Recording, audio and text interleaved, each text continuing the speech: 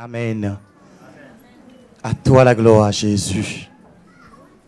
Saint-Esprit, prends le contrôle absolu et bénis-nous au nom de Jésus. Amen. Alléluia. Amen. Amen. Et donc, j'étais en train de parler depuis hier de, je disais, la vie supérieure. Ce qu'on appelle la vie supérieure. Les Anglais vont dire higher life, you know, la vie supérieure. Et quiconque est né de Jésus-Christ doit normalement avoir cette vie supérieure, mener une vie supérieure, d'accord? Et dans cette vie supérieure, nous voulons voir ce que j'ai sous-titré la résurrection.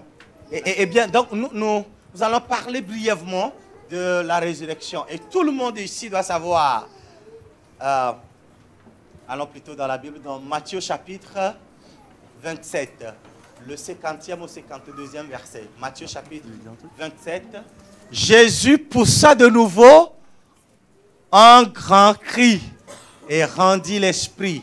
Et voici, le voile du temple se déchira en deux, depuis le haut jusqu'en bas.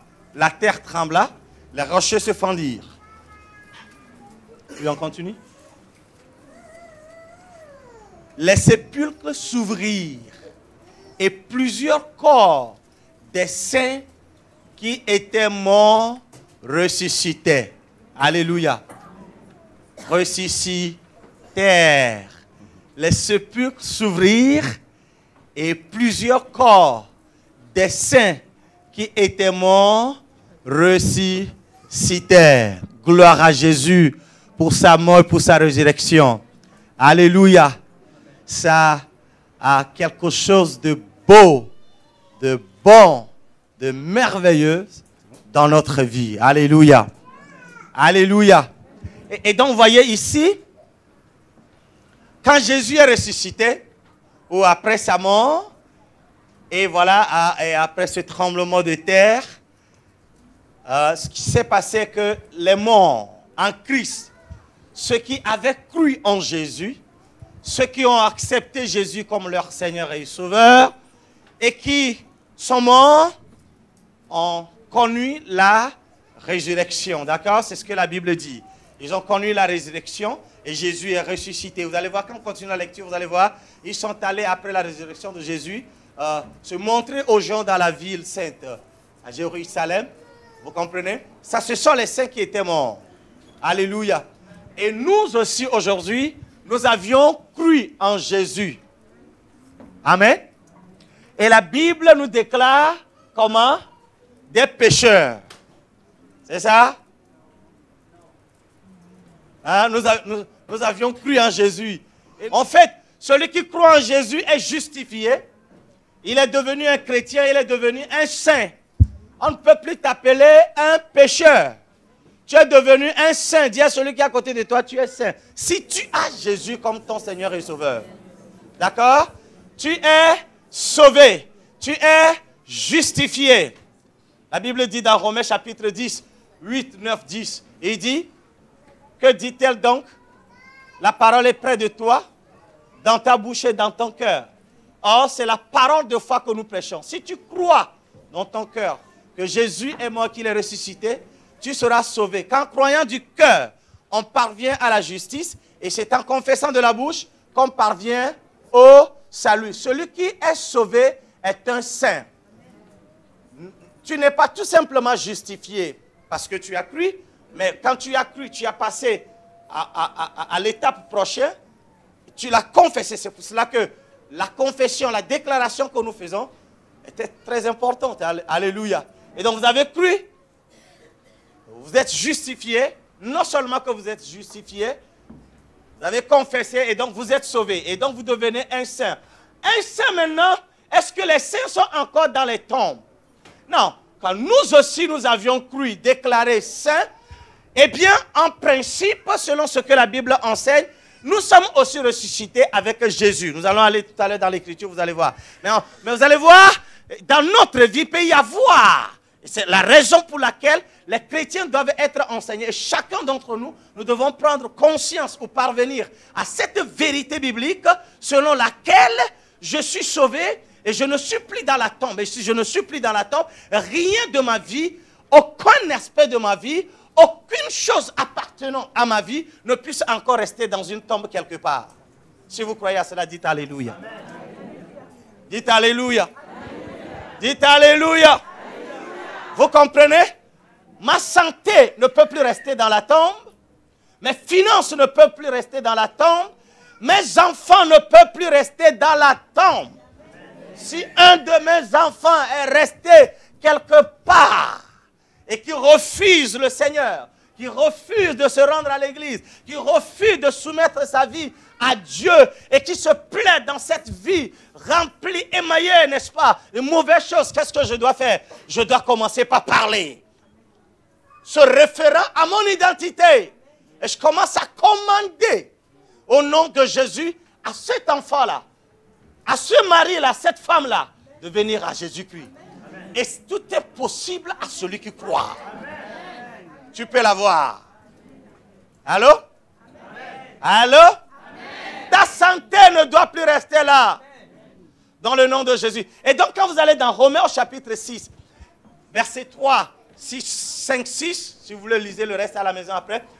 Ignorez-vous que nous tous qui avons été baptisés, excusez-moi, en Jésus-Christ, c'est en sa mort que nous avons été baptisés. Nous avons donc été ensevelis avec lui par le baptême en sa mort, afin que comme Christ est ressuscité des morts par la gloire du Père, de même nous aussi, nous marchions à nouveauté de vie. En d'autres termes, par mon baptême, ce qui va se passer encore ce soir, c'est très important. Et quand on croit au Seigneur Jésus, il faut se faire baptiser. Amen. Mais je disais au premier culte que le baptême, en principe, le baptême n'est pas un passeport pour aller au ciel. Vous pouvez être baptisé, mais si vous ne croyez pas, le premier pas, c'est de croire en Jésus.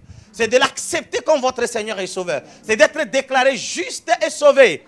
Lorsque vous êtes sauvé, lorsque vous acceptez Jésus, eh bien, vous êtes sauvé. Mais il faut passer à l'étape suivante qui consiste à se faire baptiser. Et là, quand vous êtes baptisé, lorsqu'on vous plonge dans l'eau, je ne parle pas de baptême qui sert à verser l'eau sur la tête par aspersion. Ça n'a rien à voir avec ce que la Bible enseigne. Ça, c'est, en théologie, on appelle ça hérésie. Hein? Ça, c'est des faux enseignements. Ça n'a rien à voir avec ce que la Bible enseigne. Parce que le baptême que nous recevons a une signification. C'est ça? Alléluia. Ça voudrait dire quoi? Lorsque vous êtes plongé dans l'eau, immergé dans l'eau, vous mourrez avec Christ. Et lorsqu'on vous sort de l'eau, vous ressuscitez avec lui. Et quand vous êtes ressuscité, qu'est-ce qui se passe? Vous devenez une nouvelle personne. Verset 5. Ok. Non, reviens au verset 4 ou 3. Verset 4. Vous me suivez là? Nous avons donc été ensevelis avec lui par le baptême en sa mort, afin que comme Christ a ressuscité des morts par la gloire du Père, de même, nous aussi, nous marchions en nouveauté de vie. Alléluia. Amen. Alléluia. Amen. Regardez.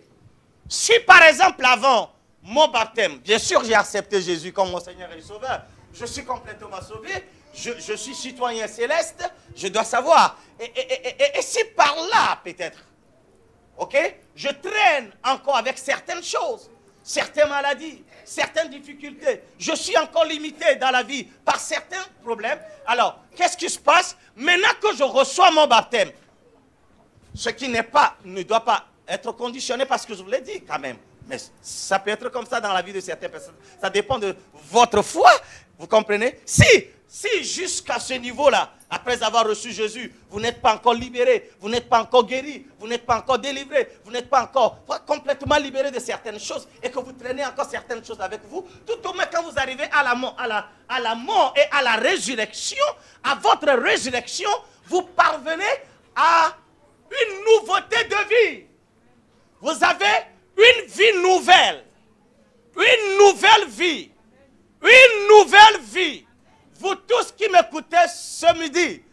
m'écoutez, et vous n'écoutez pas la voix de Joël, que cette voix se transforme en la voix de Jésus dans votre vie maintenant. Et que des miracles se produisent.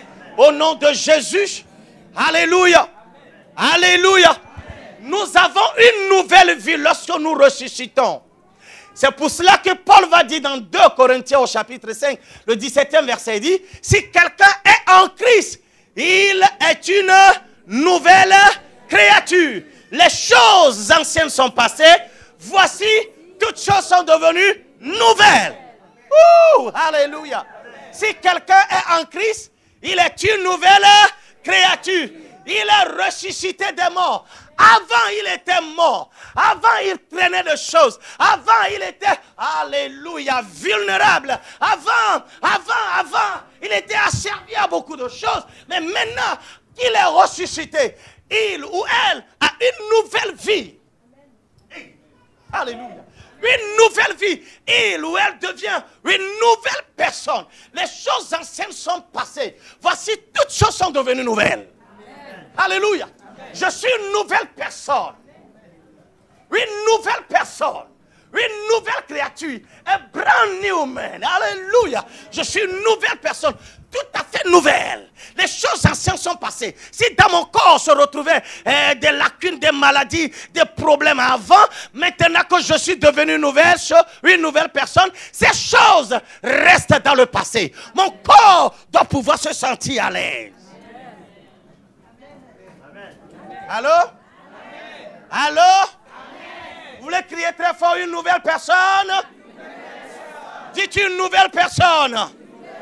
Une nouvelle créature. Je suis une nouvelle personne. Alléluia. Les échecs sont restés dans le passé. Ouh, alléluia. La honte est restée dans le passé. Les difficultés sont restées dans le passé. Même si elles sont là, je les déclare. Restez dans le passé. Je suis une nouvelle personne. Alléluia. On devient une nouvelle personne. On ne peut pas connaître la résurrection et demeurer encore dans les défaites du passé. Allô? Are you listening? Vous comprenez? Vous m'écoutez là? Dis à celui qui est à côté de toi. On ne peut pas connaître la résurrection.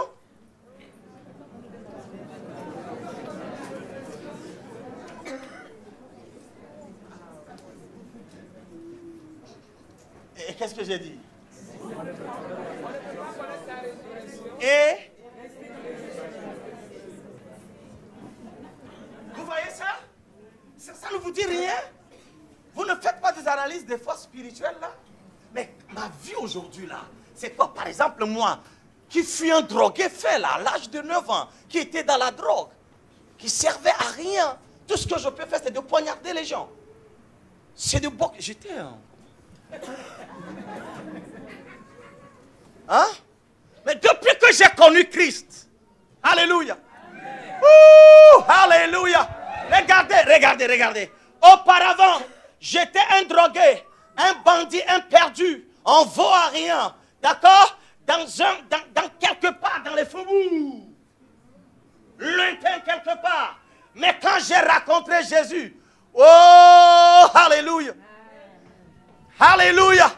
Quand je l'ai rencontré, et quand j'étais immergé, ressuscité, et que je suis devenu une nouvelle personne, des nouvelles choses ont commencé par se produire dans ma vie. Et je suis devenu une nouvelle personne. Avant, je pouvais fumer des paquets de cigarettes par jour, des tonnes de drogue. Vous comprenez? Là, vous ne pouvez pas rester devant moi. Avec mes yeux rouges. Je commençais déjà à vous balancer des choses.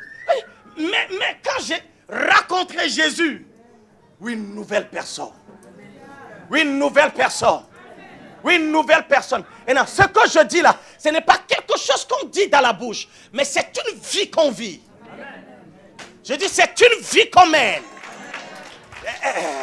C'est un degré de conscience. Il faut que je parvienne à ce niveau, à cette dimension de vie-là. Je deviens une nouvelle personne. Et il faudrait que je commence. Il faut que ma vie commence. Par refléter remporter de nouvelles victoires. Il faut que je commence par démontrer par A plus B ou par le Saint-Esprit, Dieu le Père, Dieu le Fils, que je suis une nouvelle personne.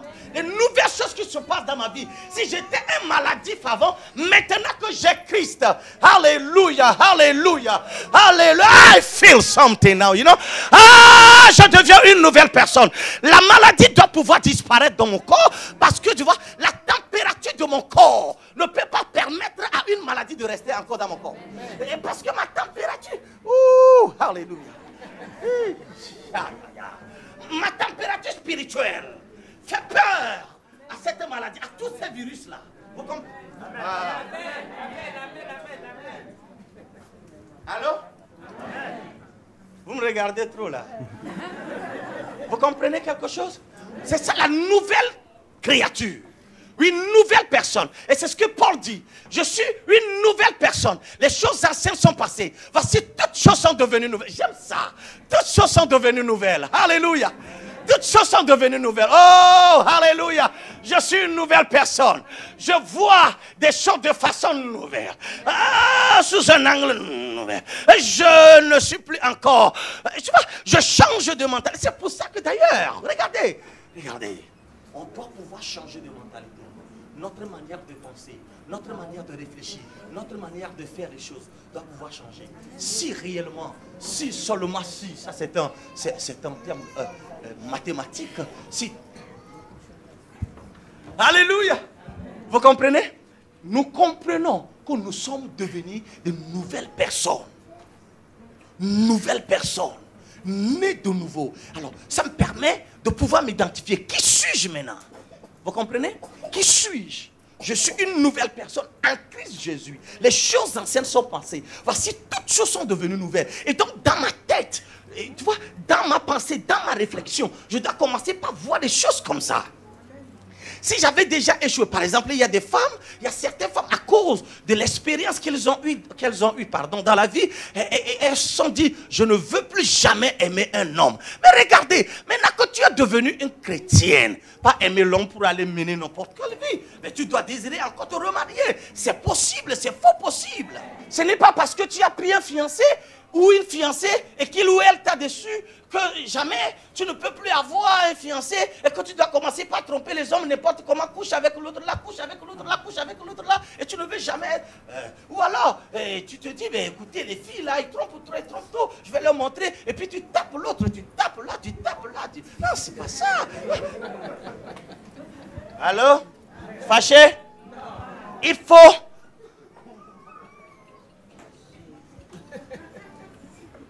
Il faut comprendre qu'on est devenu une nouvelle créature, une nouvelle personne. J'ai une nouvelle vie. Amen. Alléluia. On devient une nouvelle personne. On marche en nouveauté de vie. On réfléchit de façon nouvelle. Alléluia. On fait les choses de façon différente. Dans le nom de... Dans Colossiens chapitre 2, le verset 12, Colossiens 2, 12, rapidement on va survoler, d'accord? Colossiens 2, 12, il dit, si, t'as trouvé? Ayant été enseveli avec lui, par le baptême, vous comprenez? Ayant été enseveli avec lui, par le baptême, vous êtes aussi comment? Ressuscités. Alléluia. Vous êtes aussi ressuscités. Vous êtes aussi ressuscités en lui. En qui? Hein? Waouh, dis avec enthousiasme là.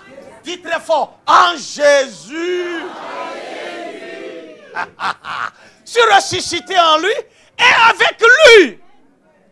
Hey, en lui et avec lui, par la foi, en la puissance de Dieu qu'il a ressuscité des morts. Alors j'expliquais, ce matin je disais, non, regardez, ça c'est un degré de conscience, c'est une dimension de vie qu'il faut connaître et dans laquelle il faut rentrer. Et c'est important pour tous les chrétiens. Il est temps qu'on cesse d'être encore chrétien bébé, je disais hier, qui ont l'habitude de boire tout le temps que de lait.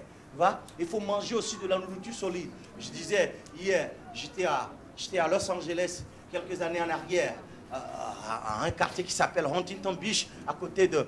Et puis, je mangeais avec un ami britannique et ses enfants. Et à un moment donné, on mangeait de poulet, quoi, tu vois. Et moi, tu sais, j'aime croquer les os, quoi.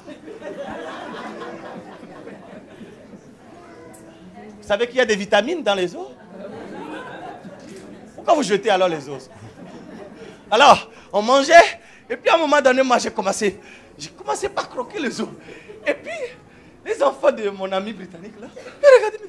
Waouh! Waouh! Regarde-le! C'est en anglais. Hein? Regarde-le, il croque les os. Mais tu es quoi? Tu croques les os? J'ai dit oui. Un adulte doit croquer les os. Il faut apprendre à casser les os. Il faut arrêter de boire de lait tout le temps, tout le temps. Arrêtons d'être chrétiens qui boivent de lait. Devenons des chrétiens matures. Des chrétiens solides, des chrétiens adultes et qui puissent manger des nourritures solides.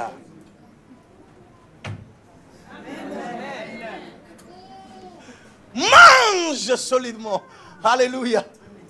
Le lait, c'est pour les enfants. Et donc, lorsque vous parvenez à ces nourritures solides-là, vous êtes en train de rentrer dans la connaissance de votre identité. Amen. Vous commencez par connaître qui vous êtes exactement par rapport à Dieu, par rapport à Jésus-Christ. D'accord? Vous rentrez dans ce processus-là. Et donc, qu'est-ce qui se passe? Il dit, ressuscité en lui et par lui.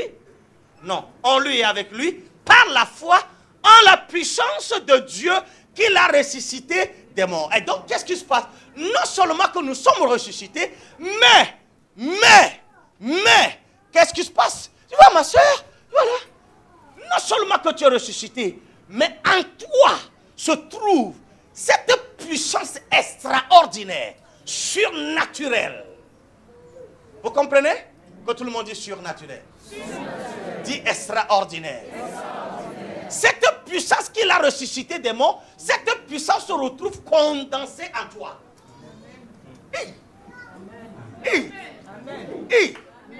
Vous comprenez ça? Cette même puissance, on disait dans Philippiens, non, c'était Éphésiens au 3e chapitre, le 20e, il dit, par la puissance qui agit en vous, et il fera infiniment au-delà. Vous comprenez? Nous avons cette puissance de Dieu-là qui a ressuscité Christ, qui habite en nous. Une fois que tu as cru en Jésus, c'est un degré de conscience. Si tu l'ignores, c'est que tu l'ignores. Ce n'est pas la faute de Dieu, mais ce qui est la vérité aujourd'hui, c'est que tu as la puissance de Dieu qui est en toi. Et que tout ce que Jésus a fait, tu peux aussi le faire. N'est-ce pas qu'il a dit dans Jean? Il dit, vous voyez ce que je fais, ces miracles que je fais. Si quelqu'un croit en moi, il fera aussi les mêmes miracles, et le plus grand sera ce qu'il fera. Lorsque je m'en serai allé vers le Père, je vous enverrai le Consolateur, l'Esprit Saint, qui restera avec vous. Voyez? Et donc, non seulement que nous sommes ressuscités, alléluia. Ah, je ne sais pas, vous me comprenez? Vous êtes là? Non seulement que vous êtes ressuscité, mais vous participez. Vous avez en vous la puissance de Dieu. C'est une puissance créative. C'est une puissance capable de tout faire. Alléluia. Et je disais, l'autre fois on prêchait dans un pays ici en Europe, et pendant le culte, vers le soir, c'était le soir, une soeur qui descendait les escaliers a fait un faux pas, et elle a eu l'entorse au niveau de ses chevilles, et ne pouvait pas poser ses pieds par terre. Et donc elle est rentrée à la maison. Mais le lendemain, je crois qu'elle a trouvé l'important de ce qu'on faisait. Elle a dit, je dois y aller. Quoique je ne peux pas marcher, je ne peux plus rester sur mes pieds, mais je vais y aller. Et donc on l'a transportée. Et quand on l'a amenée pendant le culte, je voyais quand je dis aux gens de se lever, la fille se tenait. Et il y a deux personnes qui la soutenaient comme ça. Elle a le pied comme ça, toujours en haut. Et à un moment donné, qu'est-ce qui arrive à cette fille-là? Et le Saint-Esprit m'a dit, laisse le micro, va vers elle. Alors je suis allé vers elle et je lui ai posé la main. Je dis, au nom de Jésus, je ne viens pas à mon nom. Je ne viens pas au nom de Joël Kossi. En fait, mon nom c'est Kodja Kossi Joël. Je ne viens pas en ce nom-là, mais je viens au nom de Jésus. Et je l'ai saisi par le pied. J'ai déclaré et décrété la résurrection de Jésus-Christ dans ses pieds, dans son pied. Vous savez, séance tenante, à la seconde même, la fille a commencé par courir.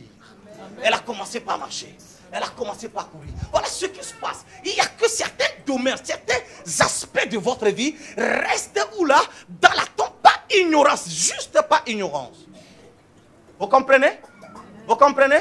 Fâché? Non. Fâché? Non. On doit tout le temps chercher à comprendre, à connaître, à savoir ce qui se passe. Alléluia. Et donc nous avons la même puissance qui a ressuscité Jésus d'entre les morts, qui agit en nous. Et je dois parvenir à cette vérité-là, à cette vérité biblique-là. Et je dois commencer par agir de cette manière-là. Vous comprenez? Non. Vous comprenez? Amen. Alléluia.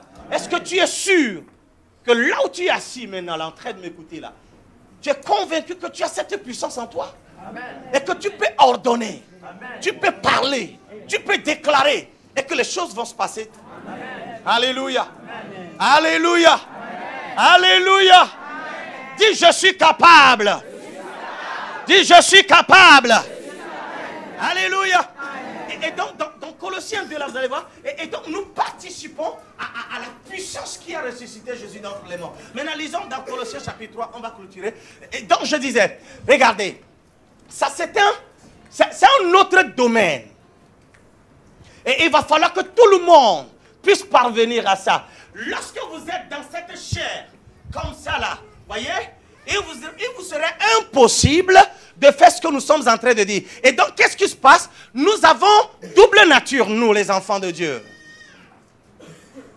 J'ai une nature charnelle qui est tout à fait naturelle, mais j'ai aussi une seconde nature qui est d'ailleurs la première, quand je comprends, elle est divine, elle est surnaturelle. Et maintenant, ma vie actuelle, après que j'ai accepté Jésus comme mon Seigneur et mon Sauveur, je dois plutôt travailler par rapport à cette nature-là. Si je travaille maintenant par rapport à cette nature qui m'est donnée, par le fait que j'ai reçu Jésus et je suis né de nouveau, et cette naissance ne vient pas du fait que mon papa et ma maman sont couchés. Voilà comme on dit, ont eu des rapports, c'est-à-dire parthénogenèse, et je suis né, et voilà. Et si je mets de côté cette nature-là, je viens à ma nature selon Dieu. Vous comprenez? Je suis né de Dieu en acceptant Jésus comme mon Seigneur et mon Sauveur. Et Dieu est esprit. Et donc je suis né de Dieu, je suis né de l'esprit. Voilà ma naissance surnaturelle, qui est la réelle naissance. Et quand je mets en valeur absolue cette naissance-là spirituelle, ça a de répercussions positives sur ma chair. Ça empêche ma chair d'accepter tout ce que le monde et l'ennemi va lui proposer. Actuellement, mon premier ennemi dans le monde entier n'est pas le diable là, n'est pas le sorcier. Et non, mon premier ennemi c'est quoi? C'est ma chair. Le problème se situe à ce niveau-là. Bon, je crois qu'on va. Il est le temps parti. Si vous voulez revenir prochainement, on va continuer tout de suite. C'est tellement important de comprendre ces choses-là.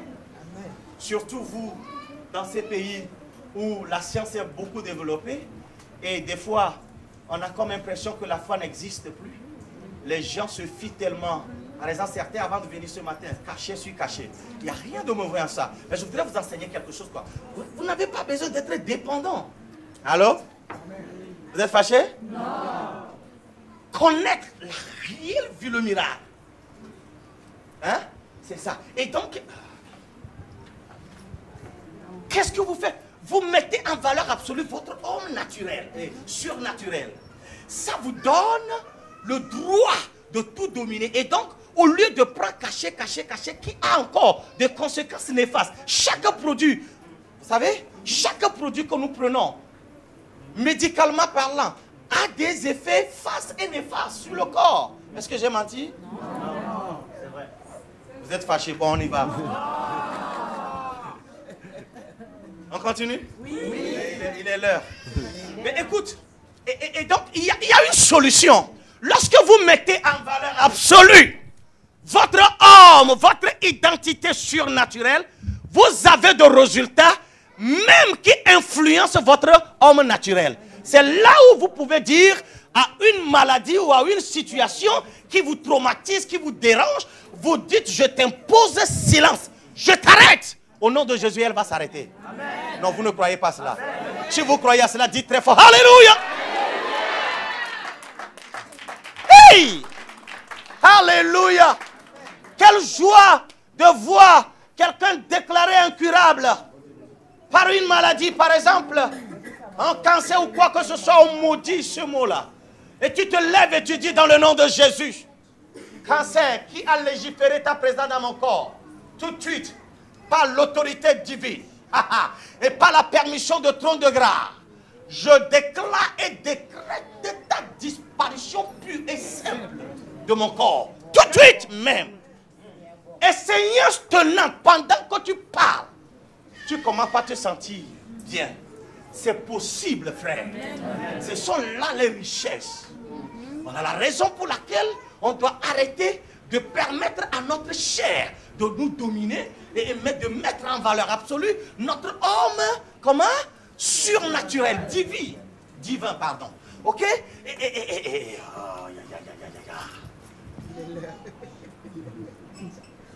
C'est pour ça, Paul est arrivé à un moment donné, il dit, ma vie actuelle dans la chair, ce n'est plus moi qui vis, mais c'est Christ qui vit en moi. Vous comprenez? C'est Christ qui vit en moi. Je ne fais aucun cas de ma vie. En fait, je m'inquiète de rien, je n'ai peur de rien, je ne me soucie de rien, parce que je n'ai pas la vie, c'est Christ qui vit en moi.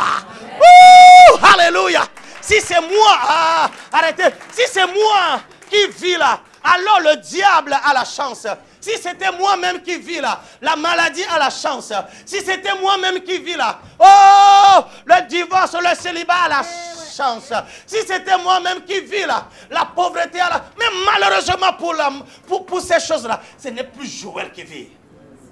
C'est Christ qui vit en moi. C'est lui qui parle. C'est lui qui agit. C'est lui qui marche. C'est lui qui fait tout en moi. Voilà comment on réfléchit. Voilà, on reste dans le monde spirituel et vous avez des résultats. Amen. Ce n'est plus moi qui vis, mais c'est Christ qui vit en moi. Donc la première question que tu dois poser, est-ce que Christ tombe jamais malade? Est-ce que Christ est vulnérable? Est-ce que Christ est invincible? Invincible ou invincible? Est-ce que Christ meurt aussi si facilement? Celui qui est déjà mort peut-il encore mourir? Répondez-moi. Et c'est ce que nous sommes. Et donc parvenons à ce niveau-là, vous savez? Vous voyez? Non. Vous êtes fâché? Non. Vous êtes fâché? Non. Vous êtes fâché? Non.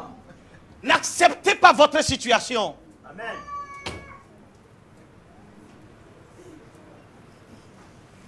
Dieu est en vous. Levez-vous. Il est l'heure.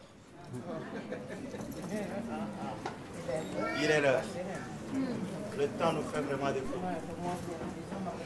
Colossiens 3, 1, 2, vous allez voir, il dit Christ votre vie. Il dit quand Christ votre vie paraîtra. Christ votre vie. Votre vie c'est quoi? C'est quoi? C'est Christ. Christ. Christ. Ouh, alléluia. Christ. Vous voudrez dire encore l'onction. Vous voudrez dire encore sauveur. Quand il est en moi, c'est lui ma vie. Voilà pourquoi je n'ai peur de rien. Et je ne doute de rien. Je parle en son nom. Alléluia. Si vous êtes malade ici ce soir, ce midi, cet après-midi, voilà, ou si vous avez mal dans votre corps de chair, pendant que vous avez les mains levées en train de confesser ces choses-là, recevez votre guérison. Amen. Dans le nom de Jésus. Amen. On n'a pas le temps de prier. Vous savez, si vous voulez, jeudi là, faites un effort pour être là, si votre emploi du temps vous permet. On va rentrer dans des prières ici. On va croire au Seigneur pour ces miracles. Vous comprenez? Vous comprenez avec moi? Dites Seigneur, cet après-midi, je crois à la manifestation de ta divine grâce, de ta divine capacité en moi. Au nom de Jésus, je déclare et je décrète que je ne suis plus la même personne. Je suis une nouvelle personne. Jésus est la vie. En moi. Et j'ai la vie pleinement en lui. Dans le nom de Jésus. Dans le nom de Jésus. Je déclare et je décrète que tout est devenu possible. Dans ma vie, je rejette et je refuse toute maladie et tous les maux dans ma vie. Mon corps est le temple du Saint-Esprit. Je déclare et décrète son invulnérabilité, son invincibilité. Au nom du Père, au nom du Fils et au nom du Saint-Esprit. Je suis plus que vainqueur. Je marche dans la victoire. Je suis en bonne santé. Je progresse dans la vie. Je réussis dans la vie. Au nom de Jésus, mon mariage a du succès. Au nom de Jésus, j'ai du succès dans mes études, dans mes finances. Au nom de Jésus, au nom de Jésus, je refuse les négativités du diable dans ma vie. Je déclare que tout est positif. Au nom de Jésus. Merci Seigneur. Commence par le remercier. Commence par le remercier. Remercie-le. Remercie-le.